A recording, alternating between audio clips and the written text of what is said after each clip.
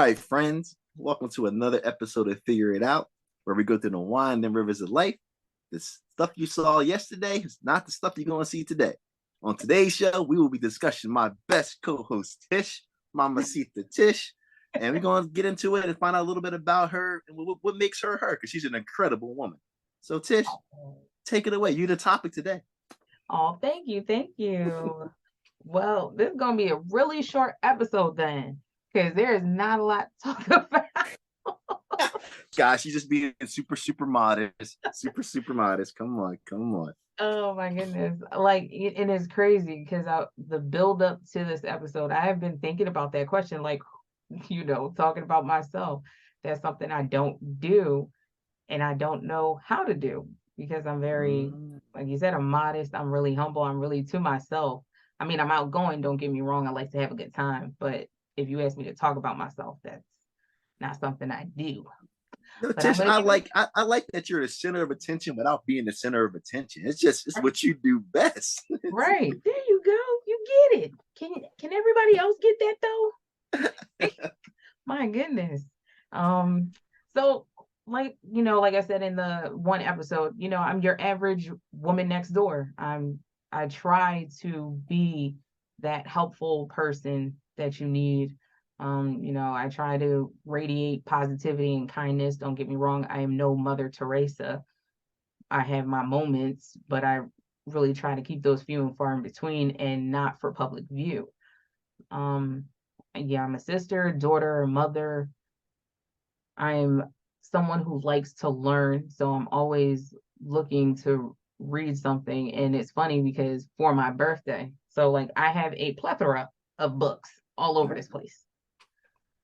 Ask me, have I read them though? I have read bits and pieces of books. So I said, you know what, let me try a Kindle because I'm always on some sort of an electronic. Let me buy a Kindle and see if that's better reading source for me. So waiting for that, damn you, Amazon, and your Prime Day and everybody who bought a Kindle. So I'm not going to get that sucker till August, but that's all right. Patience is a virtue, and I got plenty of it. Facts. So I'm definitely someone who likes to learn. I like to read. I don't mind reading, whether, be on a computer, phone, paper, or whatever, as long as I'm into it. I'm not gonna lie. Some things I do pass by like the average person. Like we never no tell me who's read the terms and conditions on anything they've signed up for. I only read that for my car note and they were mad at me for it. Okay, well, I mean, I'm gonna read that for sure, but like any app I'm signing up for, what? No, there's crazy though. Like, I don't want to sidebar off your thing though, real quick though. Like, it's crazy part is like when you buy like electronic or like especially anything from Best Buy or Amazon, like you open and get the instructions. Like, you don't read all that stuff that says English, French, Spanish, No. English, Chinese. Like nobody like no, they open the box and we just know that plug it in, charge it, and let's use it. There you go. Pictograms are the greatest. Why we have words, I don't know. It's unnecessary. Pictures work for me. Just do that and we're done. So you are a picture. You're a picture for me. I'll take it. Oh, thank you. Well, but there. All right. So let's see. Like, so what makes Tish Tish? Like, give us a little bit of background. Like, where Tish came from. Like, where was she brought up at? What molded you into who you are today? I came from my mother's womb. That nice. Process of. I'm glad you're not ET. That's what's up. I thought you were a designer, baby. How modest you are. No, I don't know. So I grew up and I'm currently in Philadelphia. Raised real real shelters. Well, okay. I'll say that. So I was really sheltered. For most of my upbringing, I was brought up in church. Nice. Church all day Sunday, church during the week. I was on the choir. I was an usher. I was an acolyte. I was in church. Okay. The youth groups, all that stuff. So I come with a very religious background. I should say I'm rooted in religion. I'm not a heavily practicing religion. I am a Christian. So I think a lot of my upbringing and the way I am is because of how I was brought up being in a church. So I, was not a smoker, still not a smoker, wasn't a drinker up until recent years, unfortunately. Um, I definitely don't do drugs unless they are prescribed by a doctor, and even those I feel I don't want to take either. So I'm pretty mild mannered. I'm very respectful. A lot of people question me where I come from because I say sir and ma'am. They're like, "Are you from down south?" I said, "No, I'm right from right here." Listen, But that's just called good home training. Like some people got it, right, some people don't. right. So I try to be mannerly. It's like you say, manners, respect. You respect me, I respect you. Right. So that's it. I have to say have a pretty decent life, nothing really to complain about. You have your struggles here and there. Um, I had both of my parents in my life, and I say had because my parents did separate at an early age. So I bounced from one house to the other.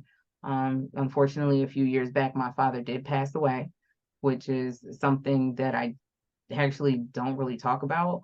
But again, I'm using this platform as, my therapy and my Wait, journey to way release to it. So figure it out. I'll open up about that from time to time. Um, but yeah, that's it. I wasn't born with a silver spoon by any means. I did have to struggle and everything. I was afforded the opportunity to go to private schools growing up. So, and also those private schools were Christian schools as well. So I went to, back when it was here, West Oakland Christian Academy. And Okay. I'm definitely putting like naming these schools, telling you what area I grew up in, but whatever. Don't nobody stalk me. Um So West Oakland Christian Academy, and I went to Philmont Christian Academy. And then the last school, because Philmont was very costly, I went to was Bishop McDevitt, which is no longer here, which is a little Uh, bittersweet. Side note Um, on Bishop McDevitt, I dusted them when I was at Central on track. Just saying, Saturday invitationals. Yeah, I hey, smoked that's with you fine. guys. I wasn't no athlete. You wasn't gonna see me cheering on nobody. So do you, fabulous. What I can recall of Bishop McDevitt was all the fights. I'd be like, why are we fighting? I just want to go home, go away from the bus stop, stop fighting. Like, Fair enough. Fair enough. it was crazy. It definitely, going from all Christian schools to a Catholic school was definitely something. And I talk about this to people because I am humble, but if you test me, I'm gonna push back. So going from Christian to Catholic, and I didn't know anything about Catholicism, and you've got to do mass and you've got to learn about Catholicism. I question that stuff. Oh, my Catholicism teacher hated me because I'm like, that doesn't make sense. How is it this way in this religion and y'all have it this way? I didn't get that. And I didn't really practice mass because obviously that's not my religion. I mean, I'd be in there because you had to, but I wouldn't be singing the songs or doing the prayers and all that stuff. But Right. that's that. So I am heavily influenced by my religious upbringing. So I try to be fairly modest in a lot of things. And I think that that's what made me who I am. And going from all of that to then going to Penn State, Woo woo. PSU. where Hey, real I'm quick, shout out sheltered. to all our PSU alum. We love you Yes, guys. You guys are awesome. All you future Penn Staters, y'all going to a great institution. Just saying. very, very much. No matter what has transpired in the years, it's still a good educational institution. Let's get that straight. So going from a sheltered life of Christian schools, Catholic school, and then going to Penn State, like, yes, it was still local, but you're on your own. You Yeah. really have to navigate that by yourself. Let loose is what I did. Gotta figure And it out. I gotta feed myself. I gotta cook myself. I gotta what? pay bills. I gotta buy my books. Let's talk about buying What? them books. I gotta buy my Those books. books. Oh, I hated those books. Still hate It's like, books no. today. Oh my goodness. So yeah, it was definitely a transition. And learning how to be responsible, more Right. responsible on your own was something to be dealt with. And definitely loved my experience at Penn State because I got to meet people like you and people from all different cultures and backgrounds. And I'm still I'm still friends. Like I actually have conversations with some of those people still, and I'm Mhm. still an acquaintance to others because I still see them on social media. I'm rooting for any and everybody that's got something positive going on. So definitely going to a very diverse school like Penn State is something that molded me more to who I am, to be more accepting of everyone from different cultures, backgrounds, or what have you, whatever your sexual orientation is. Because that definitely was there. Like Jose was my man. I don't know if you remember Jose, multicultural. Yeah.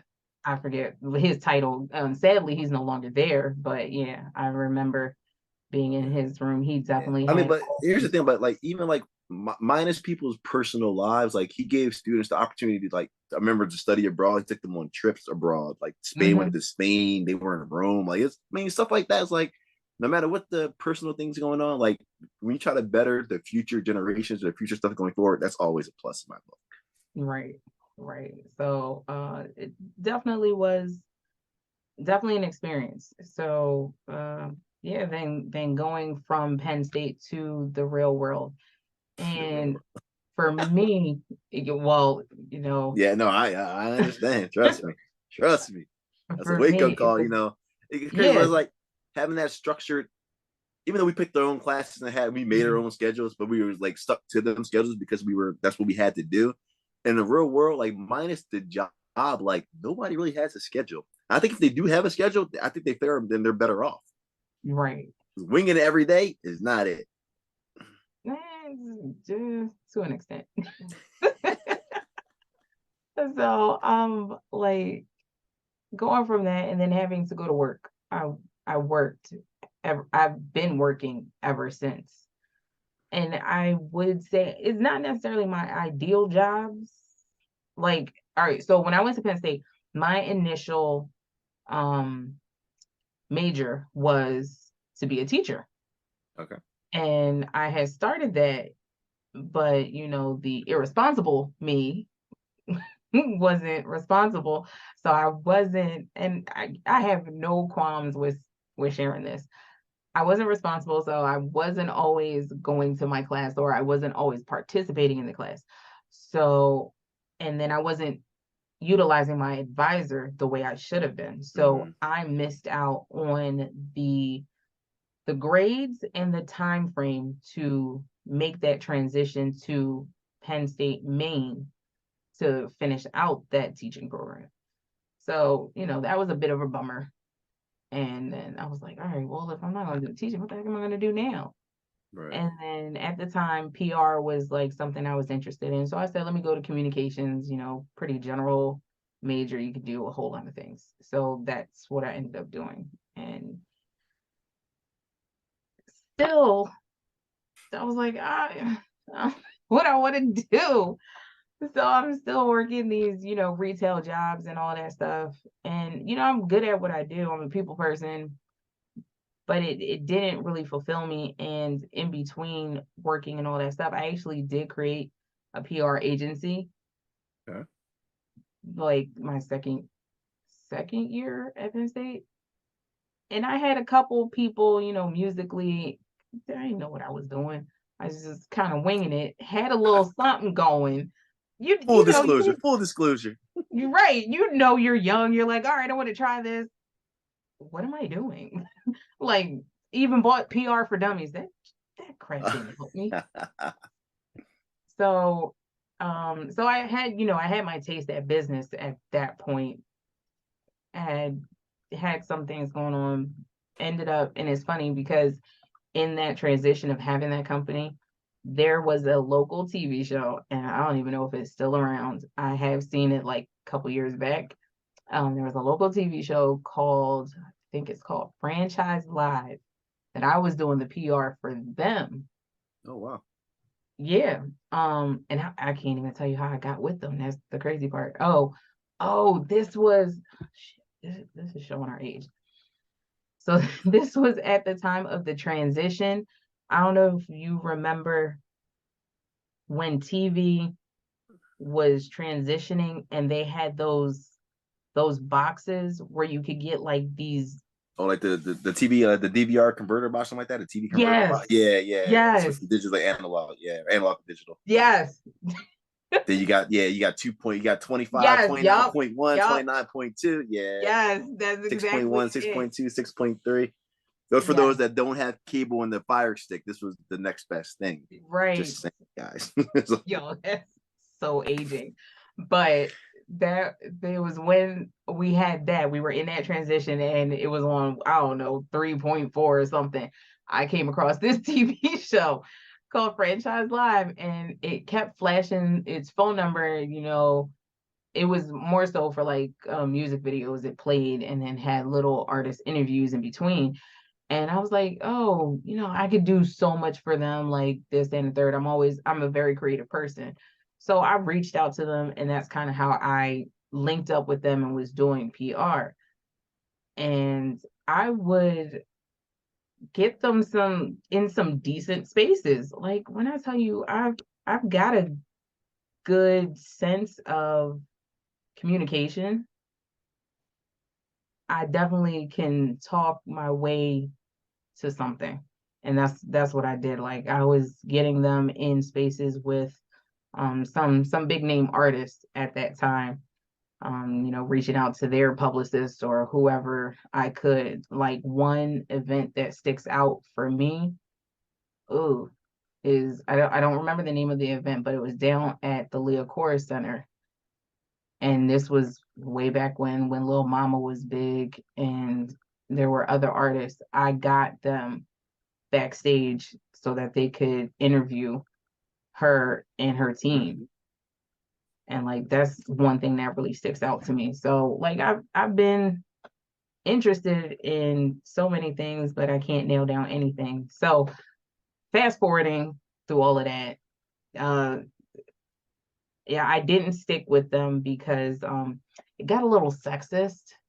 Mhm. The host was a male, felt that me as a female and his co-host as a female, we couldn't do certain tasks that the males were set to do. And it didn't sit with my spirit very well. So I just kindly removed myself and went and found other things to do. I've worked for like these little small companies and whatnot, and then was doing retail, like I said, up until now, where I got this job working for the school district. And I was like, yes, back to what I originally wanted. I'm at the school district and I'm doing it and I'm seeing the teachers and I'm like, do I really want to go for the full teacher experience?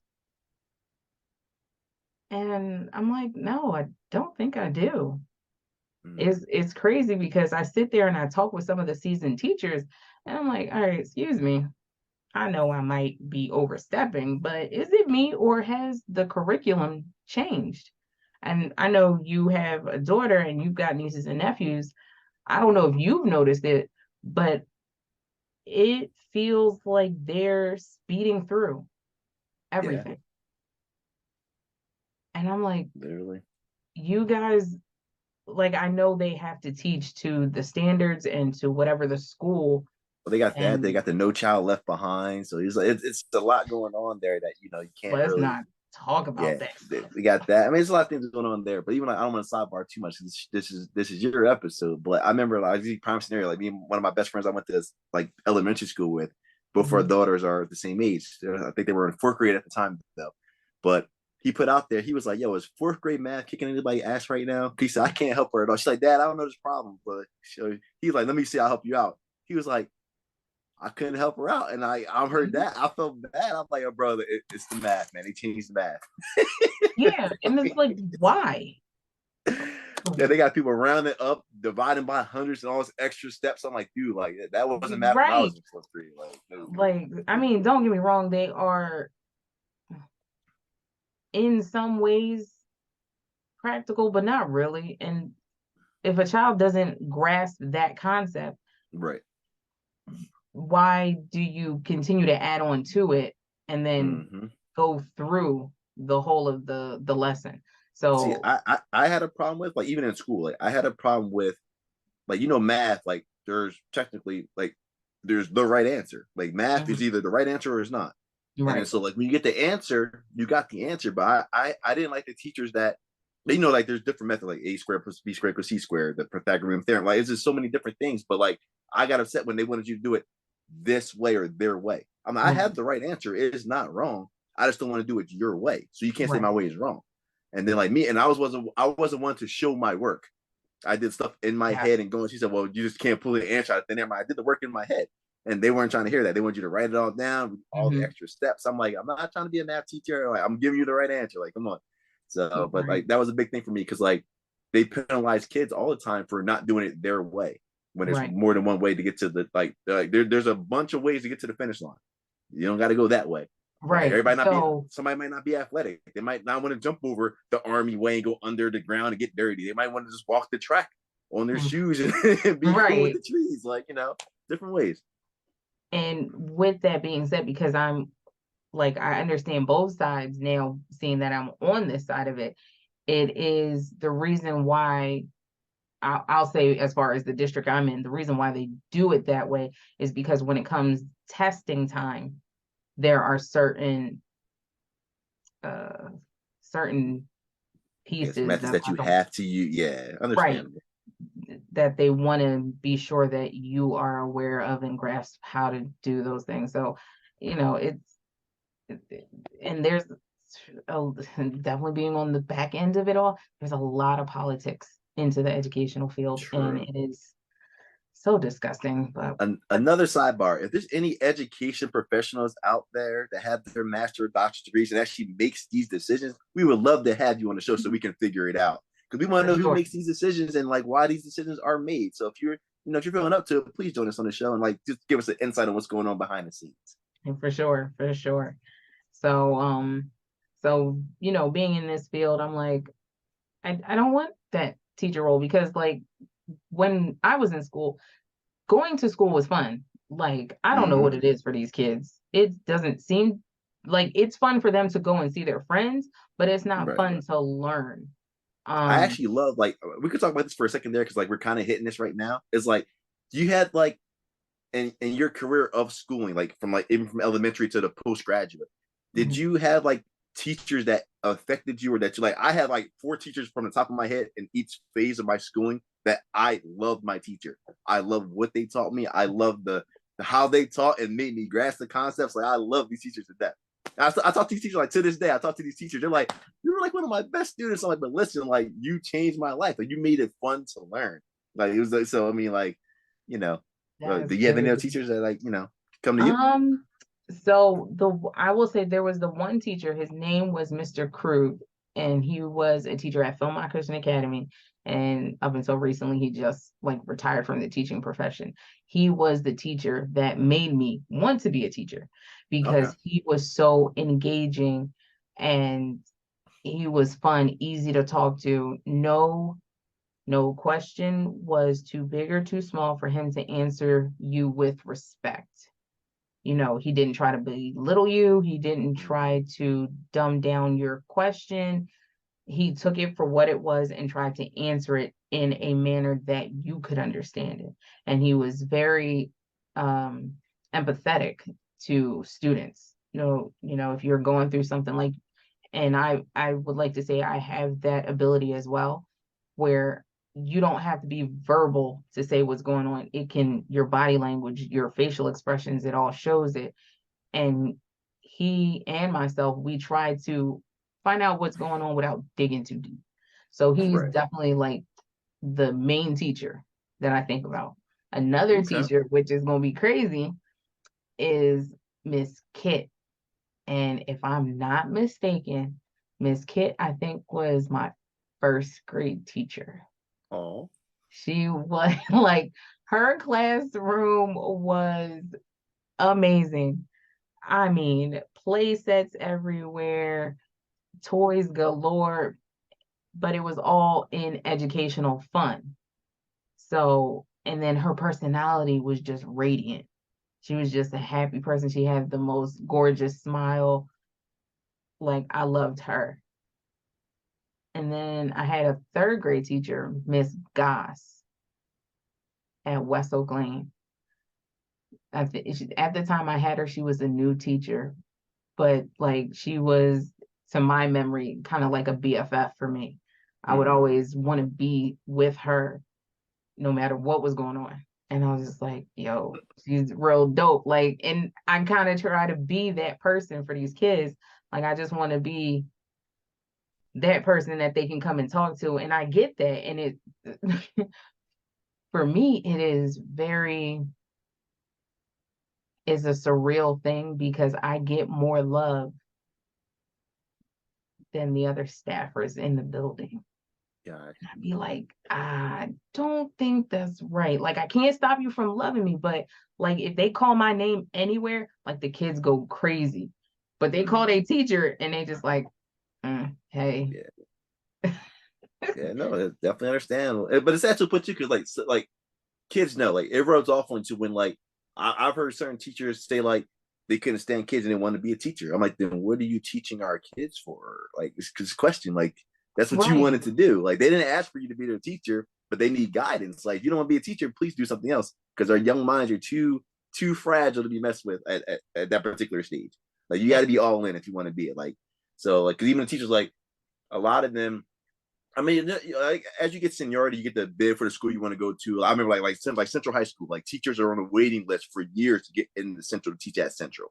mm-hmm. And it's like, I mean, they, give or take, it's the number one school in my opinion. Plus, I went there, but well, it actually is number one school actually. But people that they got to get there. But then some teachers that there are in the trench. I call it the trenches, like the ghetto, like Mm-hmm. Boone, Ollie Elementary, stuff like that, Feltonville.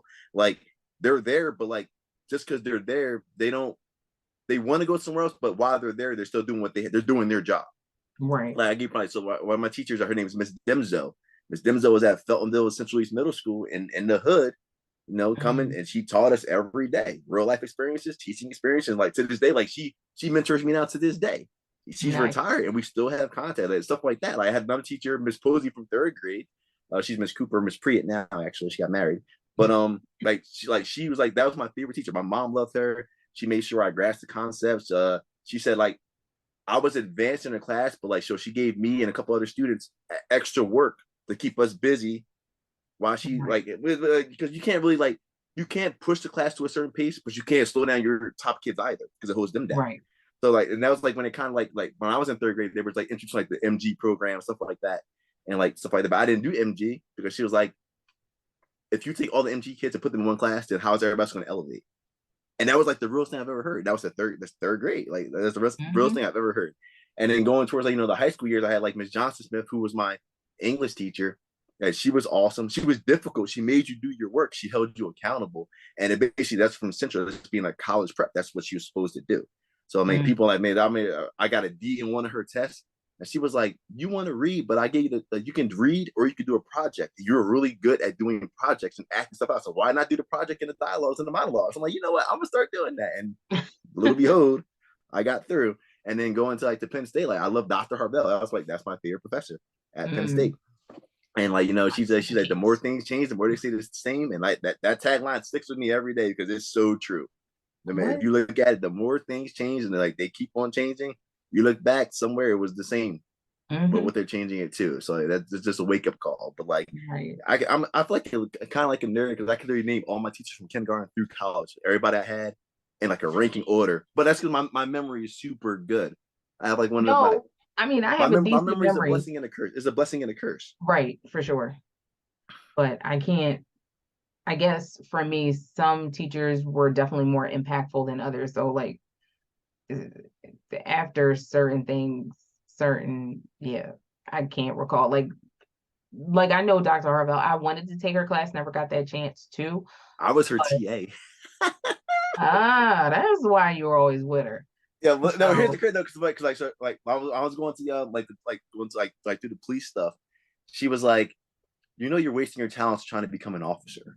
She was like, your talents would be better served being a professor of the intellectual institution. Like she tried to get me to be a professor for the long. But it was like it was rewarding though, because like every time she would like have a like she would not call out, but she would have like an engagement or like do like a study or something like that. So like normally like the teacher would cancel class, and mhm. then like she was like, no, she's like, my TA Andrew, Mr. Smith got you guys. So I would go in there, I got all these people. I'm like, I took this class last semester, so I'm not that far in front of y'all, but this is what we're gonna do. We're gonna do this Mhm. RSG. We're gonna get it right, and then like everybody passed my class, and Yeah.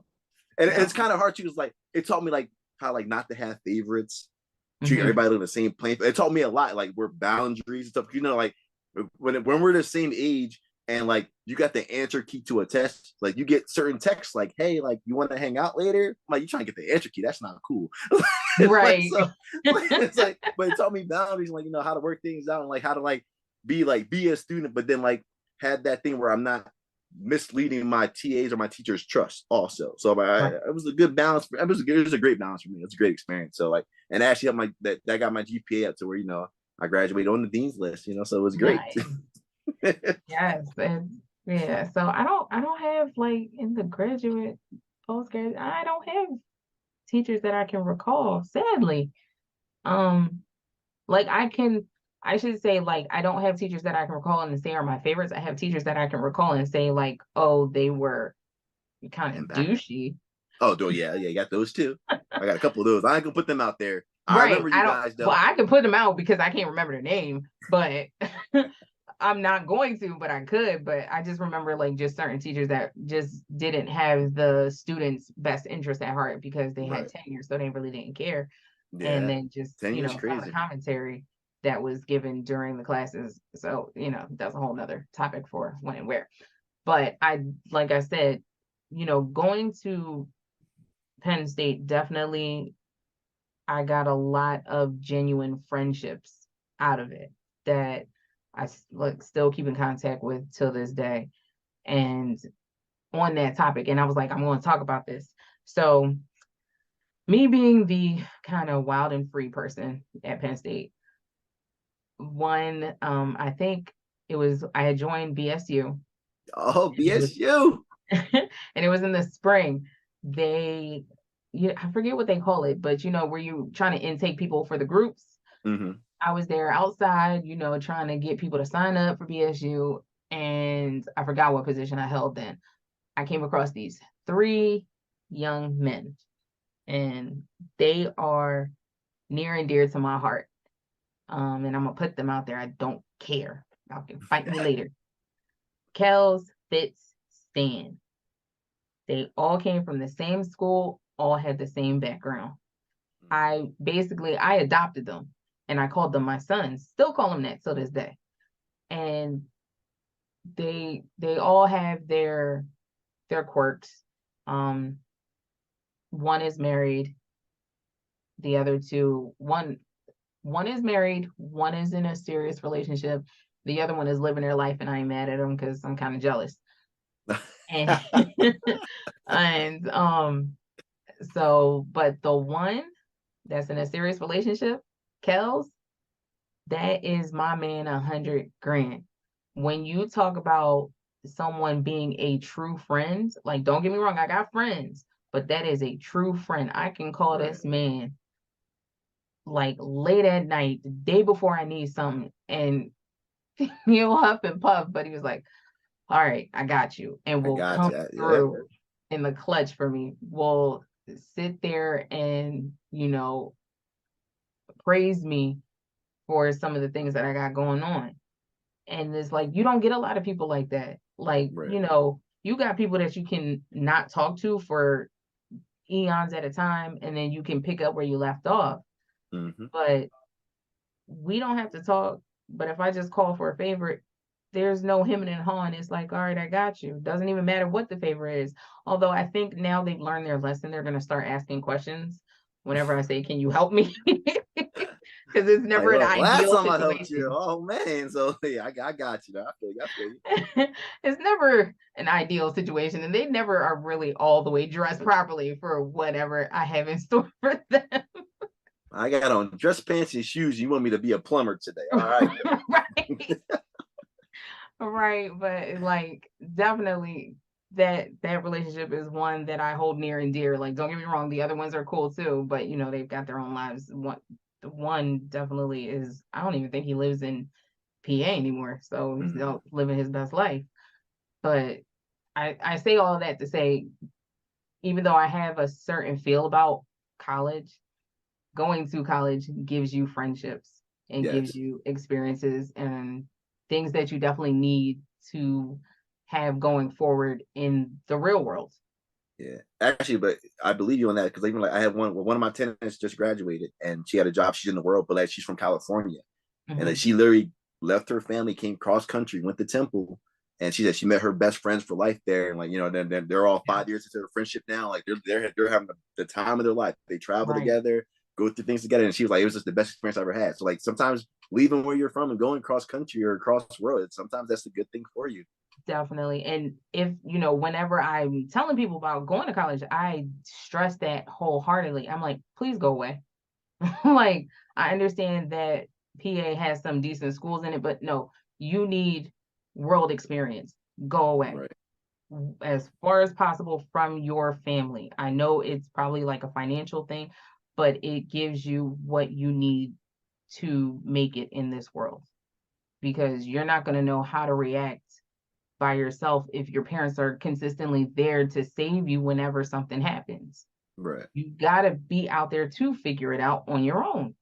So Mm. go away. Like my neighbor, their granddaughter when she was going to school, I was like, yo, what school you going to? Oh, I'm thinking about Temple, West Virginia, and somewhere else. I was like, go to West Virginia. The family was like, no, we went her close. No, no, you don't. Go to West Virginia. West Go Virginia. away.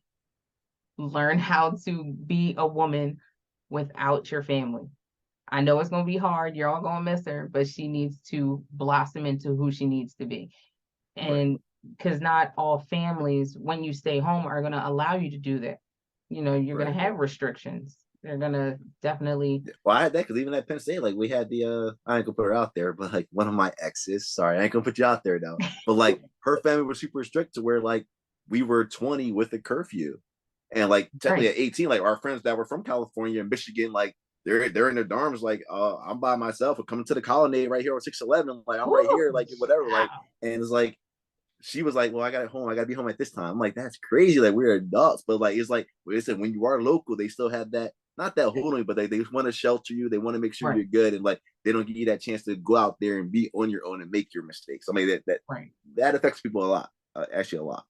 Very, very much so. So, if my words to the wise is if you have the opportunity to go to another state or even to a whole nother country, do it.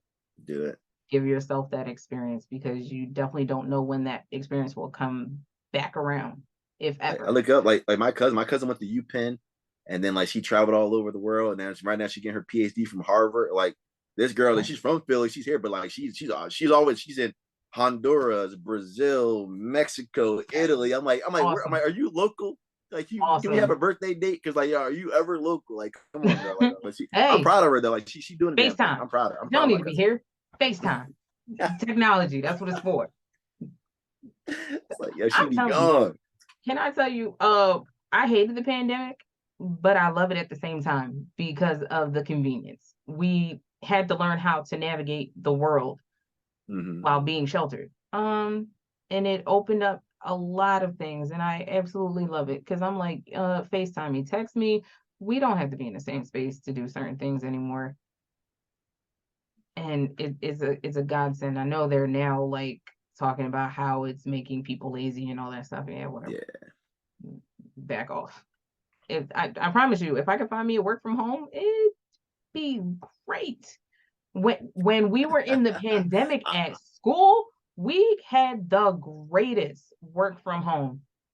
We were all praying that it would go back into effect when we went back in because the way they did it was we had 4 days virtual and one day not. Oh God, the terminology is fleeting. Like in office kind of sort or in class? It it was no, you were still it was all still virtual because nobody was going in a building, but you didn't have to teach kids. You still had to do like PDs, which Mm. is professional development, but you didn't have to teach students, and it was the greatest. So you basically worked 4 days instead of 5 virtually. Mm. And we were like, can we go back to that once we go back, doing that hybrid stuff, which was Yeah. absolutely horrible. I don't suggest any school do hybrid. If you ever take your child out of physical school, just do virtual. Don't do a hybrid piece where they can either Mm. be virtual or in person. It is the absolute worst. But so Gotcha. that's that. So that was my schooling, went to work. I'm in this position. And then a couple years ago, my father got sick. And I have to say it was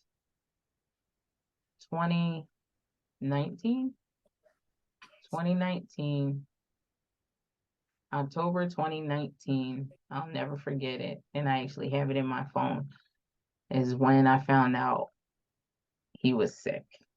Mm. And that was a hard pill to swallow. But just for the simple fact that he didn't want to tell me that he was sick. And my father, your typical male, doesn't want to go to the doctor, and he was forced to go to the doctor. They ran some tests, and the test results came back and found out he had cancer. Mm. So you're gonna have to excuse me. I'm gonna get emotional because, like I said, I don't That's really fine. talk It's about fine. this. Listen, you figuring it out. This is therapy for you too. So we're working through it. Like my father we found out he was sick in 2019. December 2020, he passed away. Wow. Oh my gosh. And then to find out, like, even then he still sheltered me, Mm. because to find out the severity of it after he passed, like, everything was downplayed for me. Like, I still felt, and I knew he was sick. You could see it. He physically was looking sick. He was losing weight. Right. He was just not himself. But to know how severe it was crazy. Yeah. So there was, and I say it was a blessing. It was during the pandemic because I didn't have to physically go to work, because at that time he lived out of state.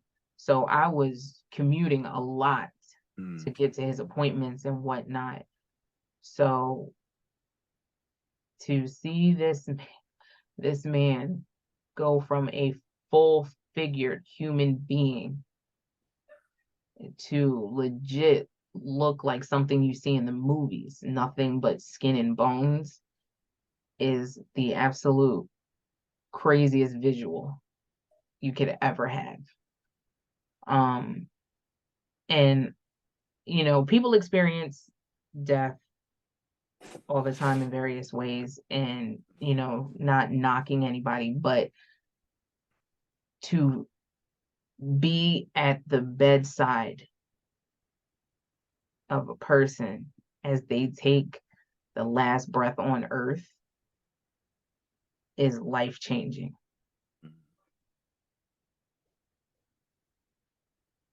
That is that's a visual, that is a sound, that is a feeling that doesn't go away. Because when I tell you, that day was crazy. I go visit him. He's laying in the bed and he is breathing in this manner. My sister had told me what the terminology for that sound is. I can't recall it, but he was breathing in this manner, and I'm like, he looked like he couldn't breathe because it's like he's trying to, like, Struggling for the gasping for breath. air.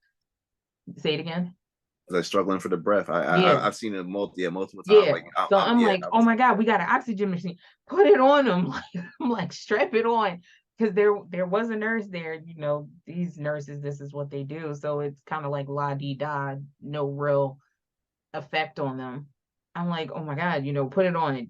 Put it on him. It didn't seem like it was making a difference. I was just like, oh my God, whatever. So I'm holding his hand and I'm talking to him just like how I would any other time, just kind of like, yeah, I'm here. What I know, I annoy you, whatever. And I can see his eyes looking at me, hearing my voice. And then next thing you know, he's gone. And I stayed with him. And some people told me I'm crazy for it. So once he passed and we had to call um the coroner and all that stuff, I stayed and I held his hand Mm. straight until the coroners came.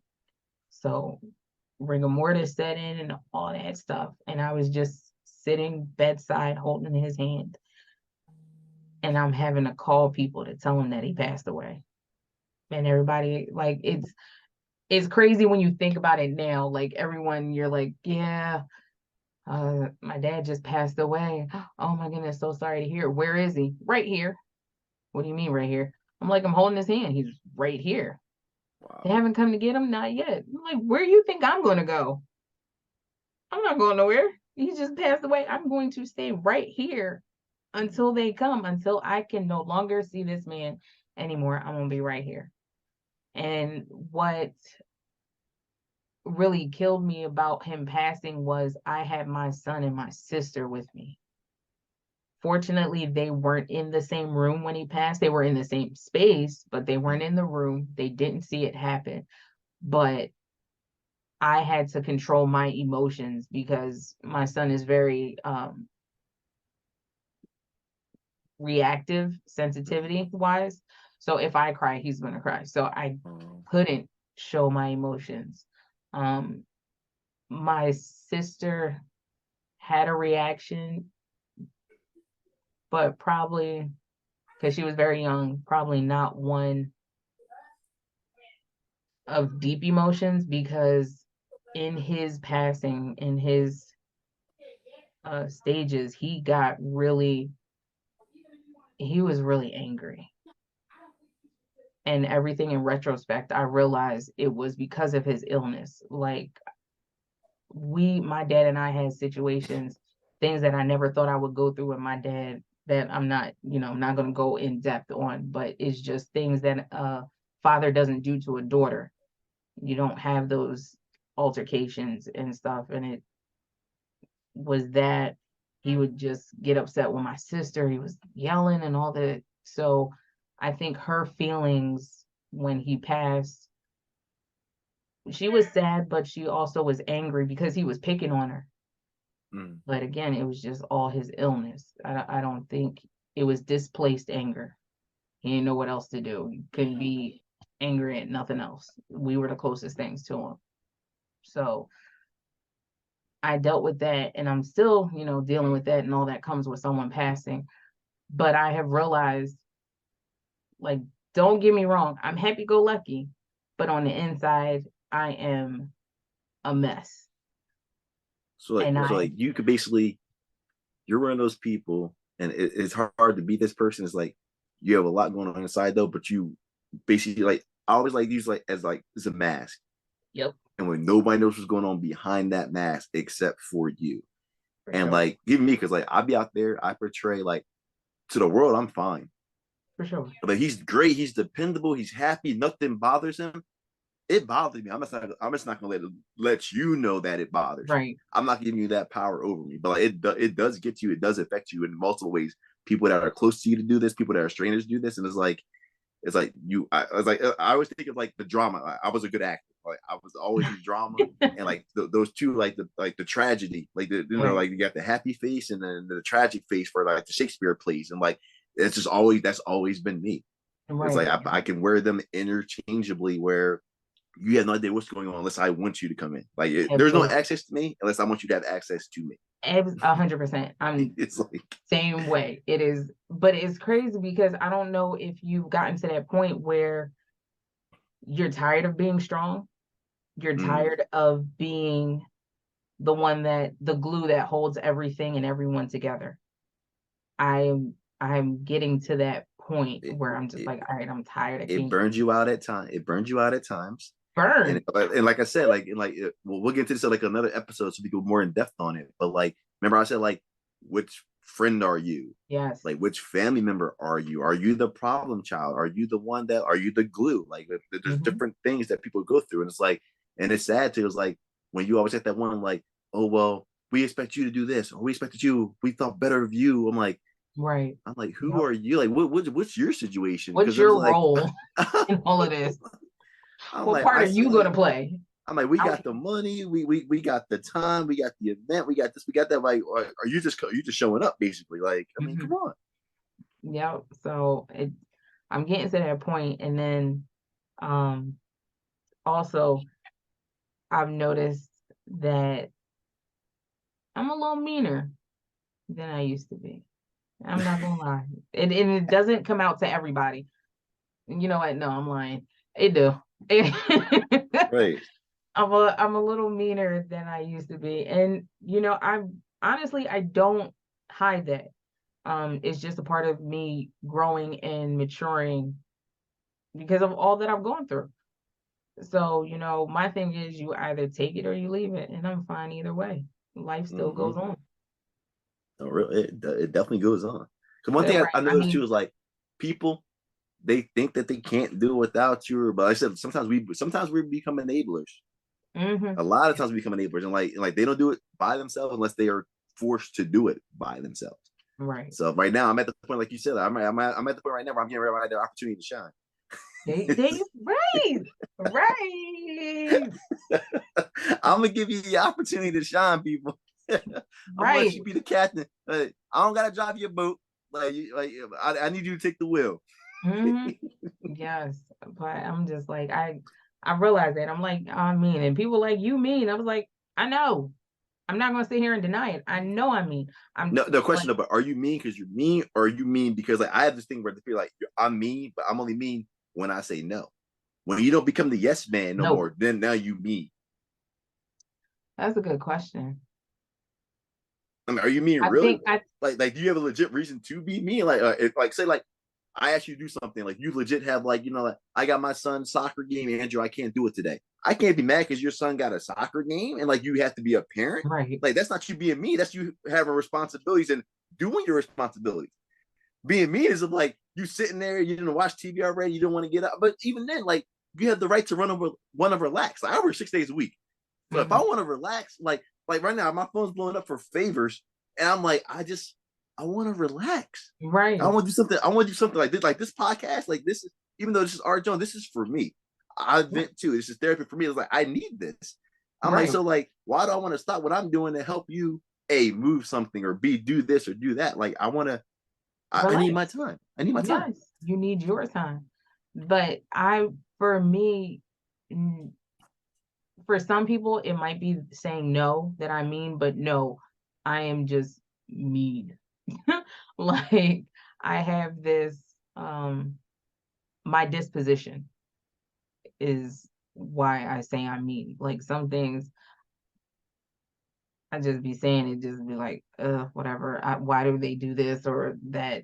Or, I kind of nitpick, but it's as someone told me, it's because I didn't grieve. So, like I said, when my father passed, it's been on go, and I'm still on You know, go it's trying to grieving is handle definitely a so process much. because like even now, like to this day, like man, but my 8 year hiatus, unforced. But tune in episode 1 about the hiatus peoples. But Right. like I still technically haven't grieved my grandmother yet. I haven't grieved my cousin yet. I Mm, wasn't here. So like right. it didn't really like when you're away, like and it don't gotta be like it could be in a situation where you're away. You could be in the military, you could just be away from home and just not able to get home. But like when somebody says somebody's gone, like say they live out of state, something happens out of state, hmm the person is gone, you know they're gone, you feel they're gone, but you don't see it. Like when Right. I got home and actually like went with my mom to the cemetery and saw the headstone, Is that when the it hit? denial sets in. Like it's like, well, I don't really know if she's in there. I didn't see them put her in that part of the ground. It's like Mhm. you're going through all the denial Yeah, stages of like how like my grandma can't be in there because I didn't see her go in there. Now, do right, I know she's not here? People talk that she's not here, and like that's a factor. But it's like I didn't see it. Same thing with my cousin. Like, I didn't see it. I haven't been to her site yet. Like, I'm like I like we were close in age. That's like my first mhm, cousin, and like for her to get tragically hit by a car and like not be here, I refuse. I haven't gone there yet. right.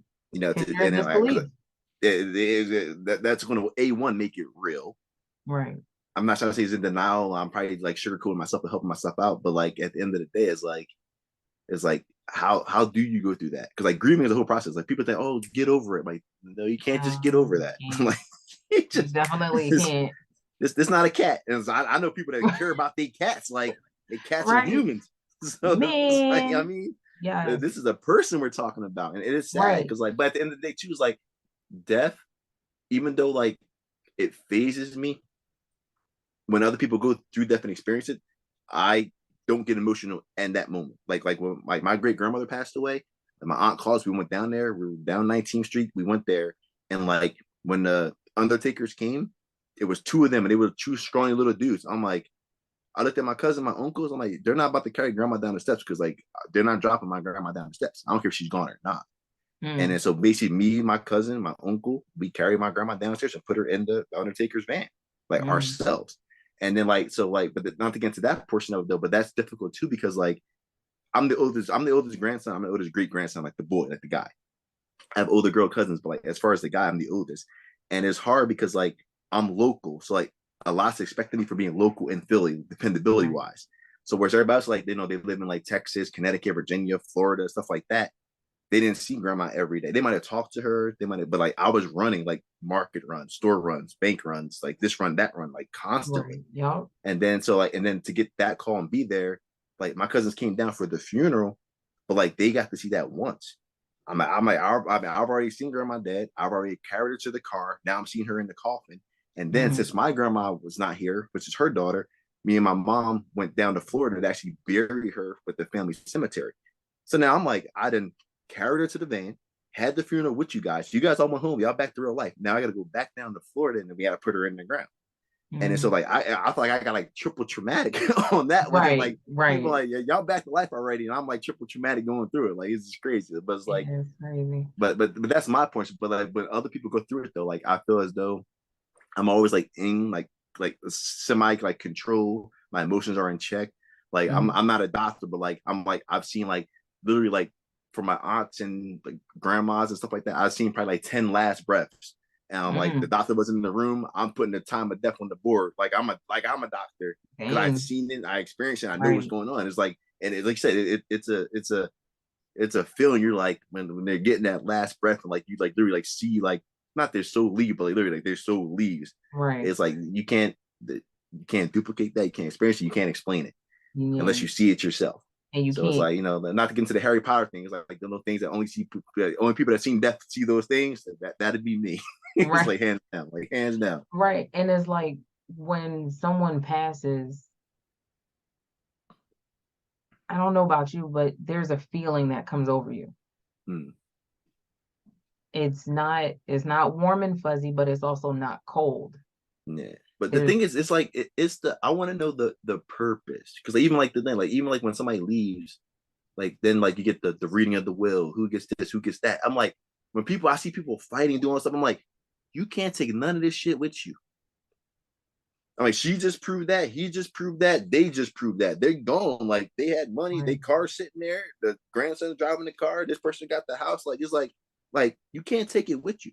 So like all this really possession, yeah, it's good to have possessions, it's good to want stuff, but like Mhm. that don't make you you. Right. And like Well, people don't they don't get that. People and don't we'll get talk that. about that on another episode, all of that good stuff. What makes you you, what it is that you want out of life, Yeah. essentially. Um, but yeah, so that's that. So to change the mood a little bit to not so Yeah. morbid, um, in recent years, 2021, 2021, trying to carry everything that's going on, I was like, oh my gosh, need money, gotta keep life Get going. money. So I said, I've always wanted to get into real estate investing. So I said, let me try it out. I was talking to a mutual friend of my dad and myself, and they were kind of doing real estate investing. They lived in Delaware. They had their family house in PA, but instead of renting the whole house, they were renting rooms and trying to fix up the house and this and the third. When I say that shit went left because the family member was very devious, it went left, and yeah, that's a whole nother something. And I'll see if I can get them to come on to talk about that when we talk That'd be about real nice. estate. Um, so talking to them, I was like, oh, I want to do real estate. They told me how they, set up their business and everything, and they went through LegalZoom. Now, disclaimer, I do not represent LegalZoom. I don't get paid for talking about them. So let's just clear the air there. But what I will say is I would not recommend LegalZoom to anyone. Ha. Only for the simple fact, for the amount of money that they charge you, it costs a fraction of that if you do it yourself. And I learned that obviously the hard way. So I went through LegalZoom, created a business, and here we are 2 years later. I do have a property.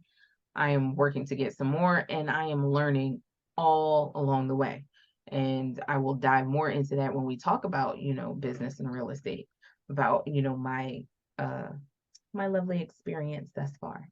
So that's where I am. That's kind of a makeup of Tish. You know, I try through all the trials and tribulations I've been through. Even though, like I said, I'm mean, I'm still a nice person. Like, I would give you the shirt off my back, but at the same time, if you say something stupid to me, I don't have a Mary Poppins answer for you. I'm gonna give you a real snide remark. Like that. No. This Disney ain't for the faint of heart, people. Like, don't do that. And the crazy thing is, I tell people it's hilarious. I work with kids. I do it to kids too. I don't care. Like, I don't care how old you are. You can be 5 or 55. I'm gonna still talk to you the same way. Like, when I was going to physical therapy, I would tell my therapist about stories with these kids, and they were like, "You didn't say that." Of course I did. Why would I not? Like, these kids need to hear real comments. Like, I'm not gonna sit here and sugarcoat you. Like, no, the world is rough and so am I. So take that. So there you go. Ta-da, me, so to speak. But I will say I'm evolving, and as people always should. Like I said, I know I'm working on it. I know I'm doing certain things a certain way, and I'm working on it. I'm always looking to better myself. Definitely See trying to. that, viewers? So my friends, as you can see and figuring out with Mama Sita Tish, she's like the things I've been always telling you guys about. Tish is that river. The same Tish you saw today, it may look the same, but it ain't the same Tish. It's different. And it's different for a good thing. It's different for the better. Always remember that. Yeah. Change is good. Change is never, but just make sure it's for the better for your sake. Absolutely. Definitely. So that's it. Ain't nothing too crazy. Nothing too crazy. I'm just trying to float on this river. You floating, you doing the dang thing. I'm trying. I'm trying to get my money up. You brought me on a raft with you. You got the left side. I'm floating on the right side. Row. So it's and as the show progresses, we'll learn more about each other inevitably. For sure. We're gonna learn about our viewers too. And like I said, guys, if you guys have any questions, please call in, send us emails. And if you want to come on the show, book it with Mama Sita Tish, and you definitely will be on here. We want to hear from you. We want to know if you can figure it out. Yeah, definitely don't want to be that show where it's always got to be like an A-list celebrity or nothing. No, everybody's got a different story. Listen, you are the star of your life. You're the A celebrity in my book. Trust me. There you go. I'm writing a book of me, and I'm the star, the co-star, and the extras. There you go. I'm the villain. I'm the hero. I'm the protagonist, the antagonist. I'm everything you wanted me to be. That's me for myself. There But you yeah, go. no, it was great hearing from you guys though. But guys, that's Mamacita Tish. I hope you guys grow to love her like I have over the past years, PSU and above. That's what we're gonna do now. Hopefully, I ain't gonna tell you our ages, but hopefully we're gonna be running this for a long time. Long time. Our kids gonna take this I over. don't care what you're talking about. I'm young. I'm Forever 21. Forever well, 21. maybe not 21. You can keep that number. Forever But 20, 25. No, that movie In okay. Time. Like 25, like they stop aging at 25. I'm, Yeah, there I'm you all go. for that, Justin. I could do that. That's me. Benjamin Button. There you go. I'm with it. Time is currency. It is what it is. It is. So But you yeah. guys, I'm Andrew. I'm gonna give you guys my stage music name is Casual. You're gonna find out why I'm casual probably in the next episode. We will definitely work on that. I know And Tish is hopefully dying to hear you find out because sing. she didn't know I sang, you guys. But Yeah. I'm gonna give her I the want to whole hear you background on. sing. That's what I want to hear. Talk about I used to Listen, write good listen, music. I sang. listen. What? What? Yeah, I'm semi-retired. I'm Yo, retired. and you are going to come out of retirement like Jordan and Jay-Z for an episode. And you Oh on let the God. vocals flow. Oh, it's going. All right, guys. Well, you guys you guys learned about Mamacita Tish today. You guys learned about me last episode. So, all right, friends, be sure to like, comment, and subscribe. You can revisit episodes to figure it out wherever you listen to podcasts. And we hope that we helped you figure something out today, as in learning about my co-host. But until next time, peace and love, and stay on your river, people. Stay on your river. Let's see everybody.